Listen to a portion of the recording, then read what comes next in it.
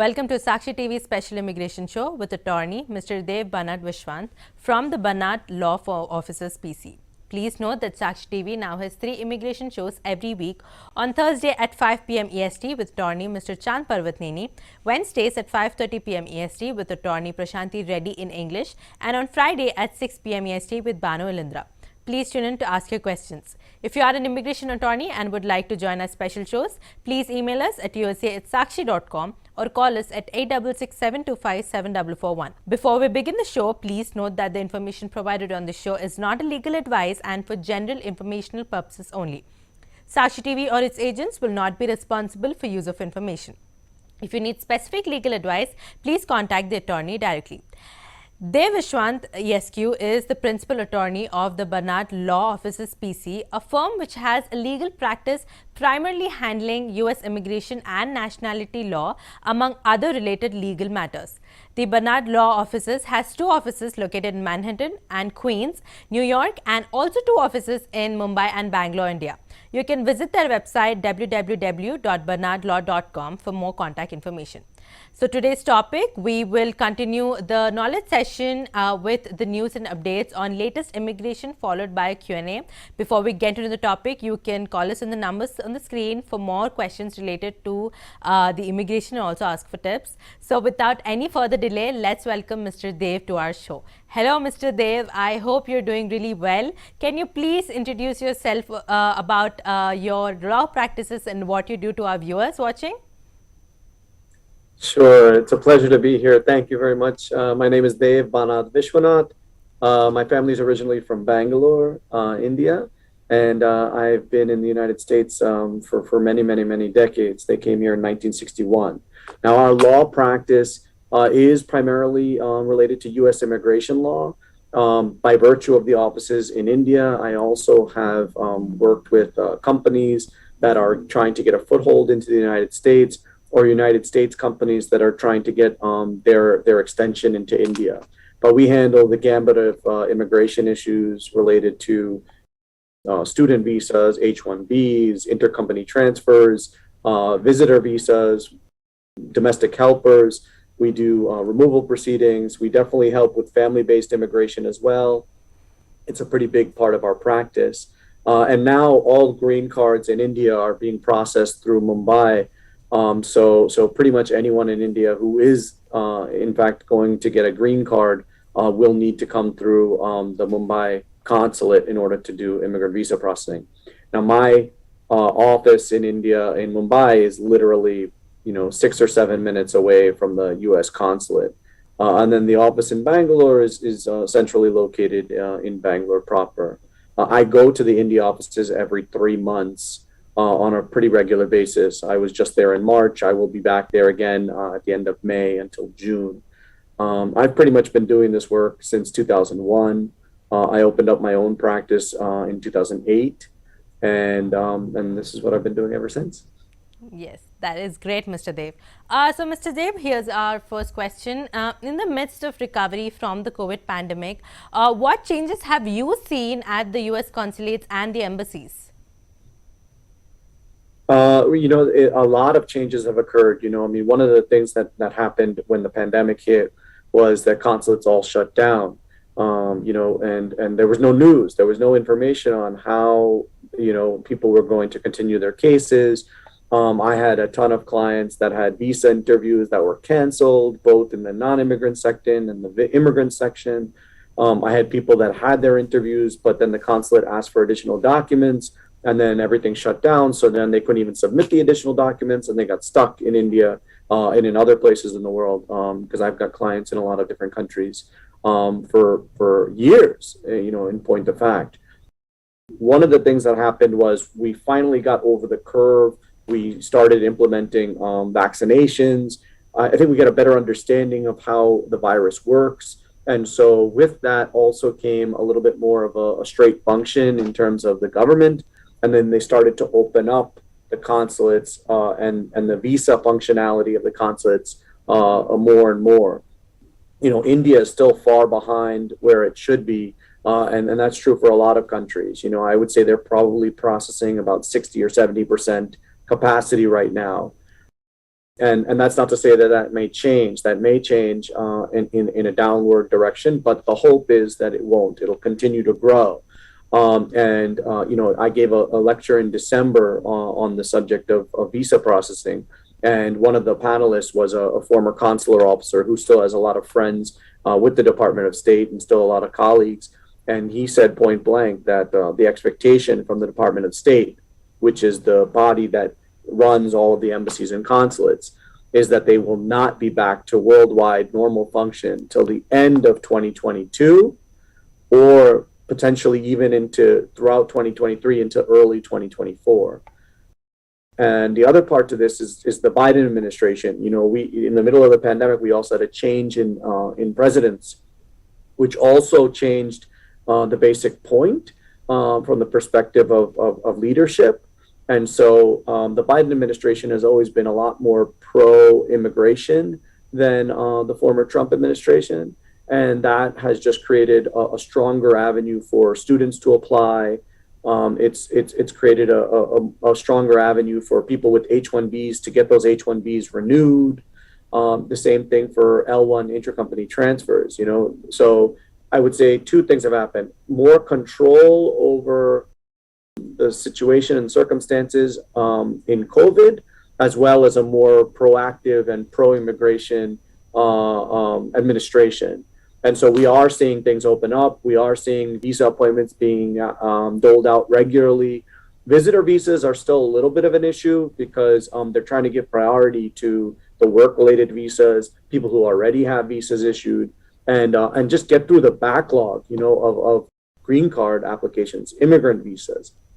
We have roughly 430,000 people worldwide. A good portion of that, almost 20% of that in India. So that's a ton of people that are just waiting a long time for their immigrant visa interviews. And the consulate is cognizant of that. So they are trying to get through that backlog before they open up to fresh, new visitor visas. Now, that's not to say that visitor visas aren't being granted. They are, but in just a much lower and limited circumstance. Yes. I was going to get to the Biden administration. So, Mr. Dev, what recent changes have occurred with the immigration services since the Biden administration took over? What specific changes have you noticed, especially in this? Yeah, well, sure. There's one of the big ones for people who are interested in the H-1B is that the Biden administration dumped one of the policies that was in the previous administration related to H-1Bs and L1s in renewals. And the Trump administration had declared that even if you had approved H-1Bs or even if you had approved L1s, that would not hold much weight as it pertains to renewals. And that just caused a ton of H-1Bs, people with 14 years of renewed H-1Bs and permanent resident applications to get denied, and some of these people had to go back home, and I'm not saying one or two, thousands of people ended up going back to India or their home countries because of these H-1 denials, even though they had green card applications still in place. The Biden administration almost, I would say, relatively immediately, within 6 to 9 months, reversed that ruling and said that if you've got previous approvals, they will be heavily weighted when you do a renewal, with the expectation and exception that if all of the duties are the same, jobs the same, roles essentially the same, then a lot of weight will be given to a previous approval.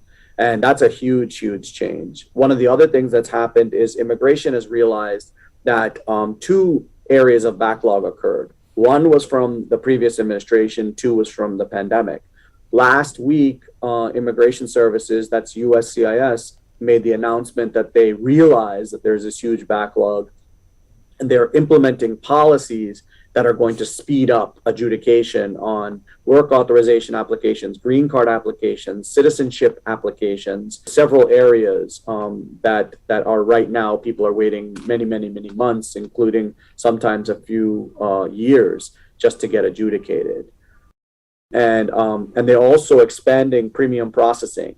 Premium processing is used for non-immigrant temporary visas, but it's a way to pay somewhere between $1,500 and $2,500, and you can get your case adjudicated within 15 days, business days.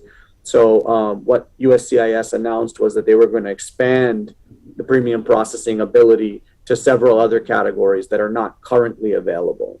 Another very, very big change. So this administration, I think we're going to continue to see a lot of progressive, pro-immigration decisions and policies. And not to say that it's going to be easy. It's not. Half the time, under Democratic presidents, it's not necessarily a cakewalk, an easy thing. But many times we do find them to at least be willing to listen. And so that's the direction that we're in right now. Yes. So, Mr. Dev, the H-1B pre-registration process is over and lottery selections have been finished. So, what happens next, and what are people's options if they were not picked in the initial selections?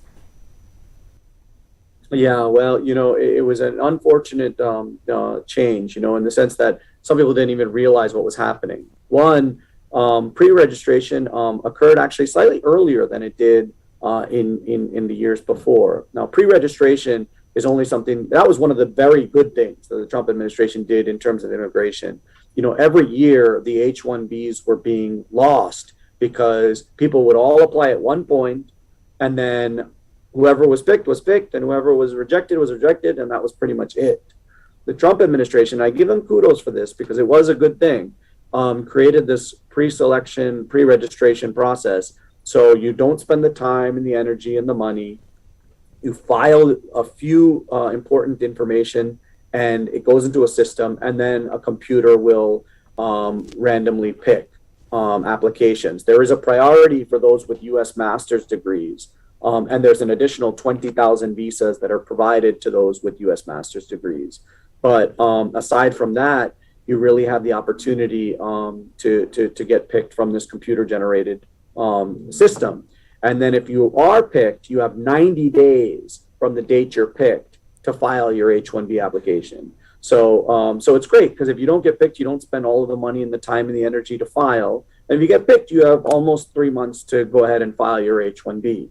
Now, if you do not file your H-1B and you are picked, then what happens is you lose that opportunity in that year. There's no switching, there's no substitution, none of that. But those people who either filed an H-1B and it got denied, or they were picked and then they never filed an H-1B, those numbers are going to be recaptured, and then they're going to do a second round of picks for pre-registration. That generally has happened sometime around early July. And then again, the same process, 90 days. And then after the 90 days, give it about 2 weeks for them to tally. And then whatever visas are left over, they'll do another round of picks. So this is the way that they have set up in order for people to maximize the number of H-1B visas available in any given fiscal year. There are 65,000 H-1B visas, okay, with an additional 20,000 for U.S. master's degrees. Out of that 65,000, 7,500 are automatically reserved for people from Chile and Singapore in what's called an H-1B1 category. Now, if those numbers are not used up, they're again recounted in the H-1B. So there is a little bit of benefits for a lot of people here in terms of second round, third round, and potentially fourth round picks. And then alternatively, people have to start looking at it. If they were on an F1 visa, maybe extending the F1. If they're on OPT, was it a STEM OPT? Science, technology, and engineering or mathematics. Then maybe they can extend for another 17 months. Do they extend their schooling? Do they change to a visitor visa because they need to figure out life a little bit more? So there are other options available, and there are going to be some people who say, you know what, I tried my luck with an H-1B, or maybe this is my second year trying to file and it didn't work out. I want to try another country. I have a ton of people that come to me and say, Mr. Dave, I wasn't picked. I'm sort of done with this. I just need some stability. And so then we talk about that. I don't represent people in other countries, but I do have a lot of colleagues that do. And so I'm happy to represent or refer people to colleagues in other countries to discuss their options. But if you weren't picked in the H-1B pre-registration lottery, don't lose heart. There are still options available. Yes. So, Mr. Dev, if an Indian wants to do business in America, what visa options are available to them currently? One of the visas that is available for many people in the world is the E1 and the E2. Now, Indians don't qualify for that. Okay, the E1 and the E2 was for treaty traders and treaty investors, and because of that, Indians lose out a lot. However, there are a few ways to sort of go around that, if you will. One of them is in the L1 intra-company transfers. And there are two categories there, the L1A, which is for executives and managers, L1B, which is for people with specialized knowledge of something in the company's functionality. Okay, those are great visas. If you have a company in a foreign country and you want to open up a new entity, a subsidiary or affiliate in the United States, or you have one already running, and that's definitely a way to come over to the United States and continue to do business. There's also the EB5 investor category. That's a gateway to a green card. You invest $800,000 if you're talking about, a regional center in a targeted employment area, and a much larger sum if you're investing in your own company. I think if the number now is something like 1.5 million. The EB5 category will cover a husband, wife, and 2 children, and you'll probably be able to get a green card in about 3 or 4 years based on the new reauthorization that just came through. I think the things that people have to keep in mind is that if they're investing in a regional center, they have to have confidence in those regional centers to be able to hire 10 US workers and to continue doing that business. Because I've seen a lot of people invest their money and then the business fails. So they don't even get their green card and then they lost their money. But for those people who do have the confidence, it can be a great way and definitely a fast track for a lot of Indians who struggle to find ways into the United States. Also, I wanted to mention the intra-company transfer L1. It's a temporary non-immigrant visa, but it gives you the opportunity to also file for permanent residence if you're in on an L1A. If you're an executive or a manager, there is a parallel route called the EB1C, which essentially is the green card line for an L1A. And so if you have an L1A after a year in the United States, we can file for a green card, and potentially within another year and a half, you should have your green card in place. And that's not necessarily true with the L1B because they don't have a direct employment-based green card line for an L1B. But you can still apply for EB2 or EB3. And then the H1B, a lot of people look at the H1B in only one perspective, company and then employee, and that's it. Technically speaking, you could work for a company that you are an owner in. The question and the issue that you have is that the company needs to have control over your employment. Okay, so, if you were a chief executive officer and you own 30% stake, but there's a board and they have the right and ability to fire you, then you're in a position to apply for an H-1B as well. And that might be another way to continue to work in the United States, doing business, but through the H-1B route. And I would say those are definitely the biggest ones. One last option is the O1 for people who are really the cream of the crop in their particular industry. And that's really for scientists, artists, people in sports that really have come to the top of their game, recognized universally as some of the best in the field. Those individuals can come to the United States on an O1 visa. They have a direct path to a green card, and it's another option. So those are definitely the ones that I would look at. One last one is the B1 business visitor visa. Now, you can't conduct business in the most traditional sense. but you are allowed to come to the United States multiple times and stay for periods of time and have meetings, discuss contracts, negotiate scope of work, or negotiate contracts, or negotiate synergies between companies or vendors. That's all allowed under the B1. You can come for seminars, you can come for training, and those are another option that I definitely advise to a lot of my Desi clients. Yes. So, Mr. Dev, what do you think? Has it become harder to get a student visa in this administration, especially? No, I would actually say resoundingly, it's better. It's more proactive. They are going by language and policy that is more inclusive. They recognize the fact that a lot of young people don't have their minds set up on what they're going to do in life, and they're more open to that. And consulates have been advised to recognize that. So I would definitely say that there's hope here. Yes. So, Mr. Dev, what is going on with the visitor visas? Like, it seems like they are all cancelled and there's no movement happening. So, what is your take on this? Um, it's simply a matter of priority. I had mentioned earlier, principles or the policies that are involved with the Department of State is basically that we're on a priority list, and visitor visas are not a high priority.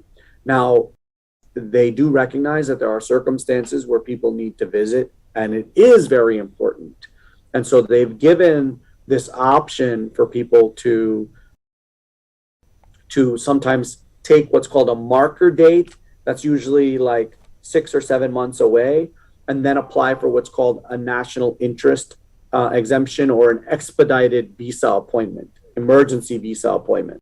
And I've had a few clients do that, where for their visa appointment, we get one in, say, October or November, and then we make a request to the consulate saying, we do have an appointment in November, but we really need to go in May. We really need to be there by June because, my father is having surgery, or because my daughter is graduating, whatever the main reason is, and explain to the consulate why it's so important that they travel right now.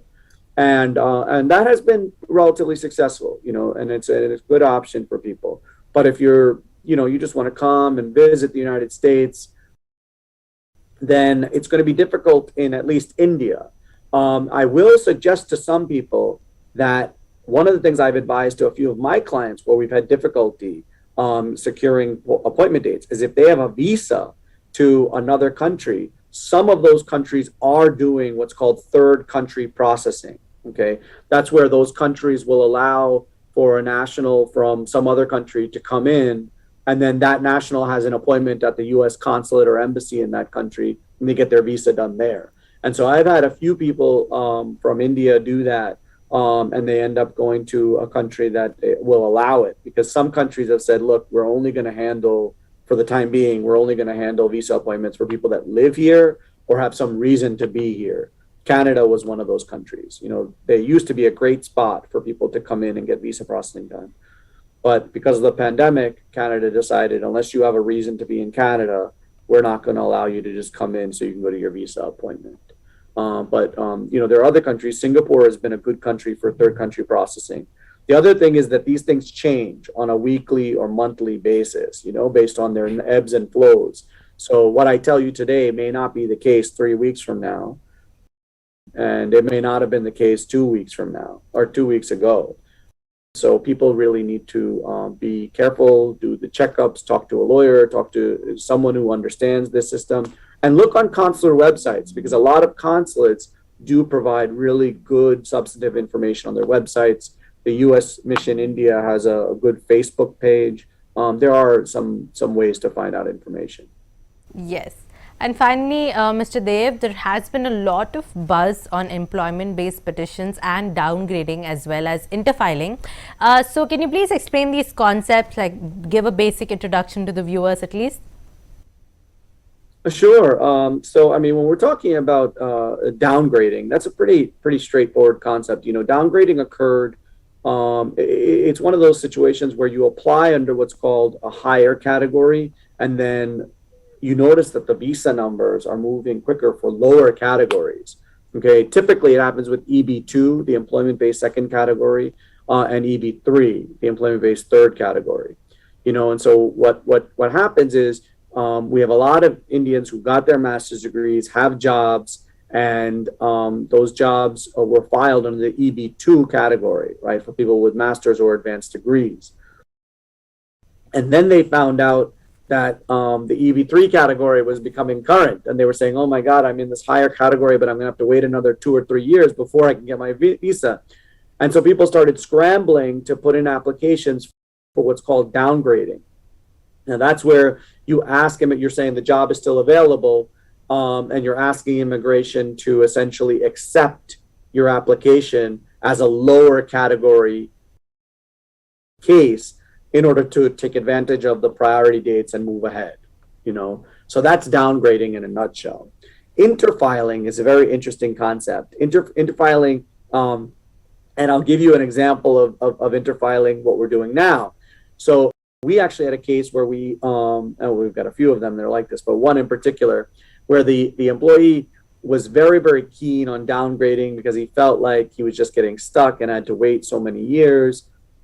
And so he really, really pushed the employer and was very keen on doing the downgrading. So many people filed for EB2 to EB3 downgrading that the numbers started to retrogress and slow down, and EB2 started moving forward. And so, the employee said, "Wait a minute, what's going on here?" And then, immigration recognized the same thing. And so immigration sent out a notice to the public, basically saying, "Look, if you're eligible to do, it's called interfiling, then go ahead and do it." Now, interfiling is essentially a way to avoid filing another application. So what we could have done is filed another EB2 application and moved ahead. The problem is that you're spending all this money and energy, and eventually immigration is going to say, "Why do you have two applications for the same person at the same time?" So what interfiling does is it allows you to ask immigration to take your case and basically adjudicate it under a different category. And that's interfiling. So with this individual, we had a filing under EB3. We've now asked immigration to take that EB3 case, and since he's got an I-140 petition approved under EB2, to adjudicate the whole application under EB2, and hopefully that'll work. Yes, thank you so much, Mr. Dev, for coming on to our show. We discussed so many different topics here in just one episode.